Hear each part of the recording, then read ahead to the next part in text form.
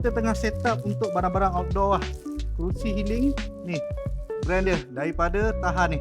Part satu dia punya bag ni. Dia punya bag ni pun jenis berkualiti nampak tu. So bila korang beli dah pergi camping, nak simpan balik pun senang. Sebab apa? Dapat sekali dengan bag ni.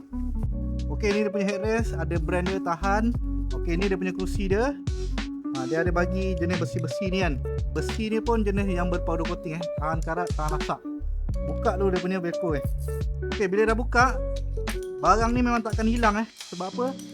Dia jenis dah melekat guys. So kita tinggal masukkan je kat lubang-lubang dia. Nampak tu. Daripada sizing yang compact terus jadi sizing yang besar So kita just masukkan je, slot in kan saja. Okey, dah jadi lah. Nampak tu. Untuk dia punya kain ni dia ada lock kat sini kan. Dia ada slot ni, just slot in kan saja. Kiri satu, kanan satu. Lepas tu yang ni korang masukkan sampai ujung. Buat untuk kiri dengan kanan lah. Okey, dia akan jadi macam ni Dia jenis high back tau. So headrest ni kita boleh letak kat sini lah. Dia ada getah sini kan. So bila kita duduk memang selesa dia support korang punya tepi ni. Atas ni pun dia support dekat korang punya leher ni.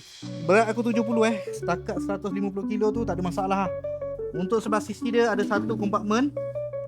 Memang terbaik nak letak korang punya wallet ke air mineral pun okey guys.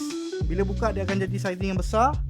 Bila tutup korang boleh masukkan dalam bag ni So kalau korang minat dengan kerusi healing ni, brand daripada Tahan ni, boleh tekan link kat bawah.